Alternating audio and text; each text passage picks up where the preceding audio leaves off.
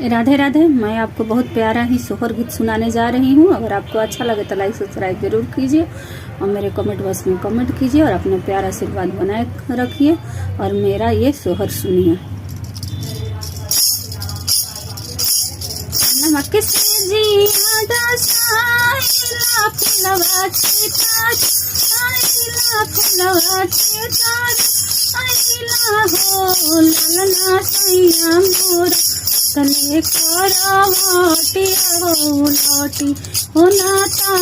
केले पलटी हो नाता केले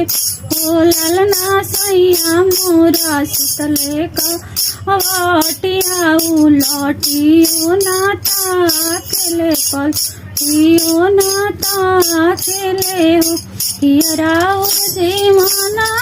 गानी से जड़ी बोरा डालेला हो प्रभु जी की हराउर सूरती भी सरनी अटी हो नाता केल पलटी हो नाता केल लाठी हो नाता केल नहीं मोरा जीवाना बिगाड़ो से जड़िया डालो से जड़िया भरवाड हलेलू हो धनिया गंगा रे जा आय सनयाम के जबवा दिलो बरा बरा जबवा दिलो बरा बरा धनिया गंगा रे जा मनवा सन आम के जबवा दिलो बरा बरा जबवा दिलो बरा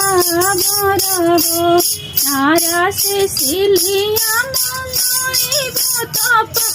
नासे लोड़ानु हो ललना राग हिरागारी अबटन पी सभी कचोरवे भरी उठा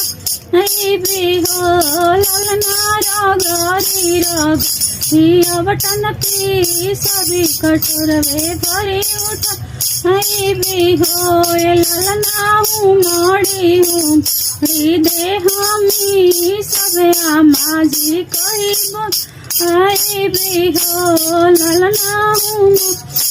माड़ी दे हमी सब आमाजी कही बोल दी हो दुआरा से आइले हमरो साइया तो ना बीच खड़ा भइले हो होया माया जो मालिया देखो सल तोरा देविया देखो छी कन तोरा देख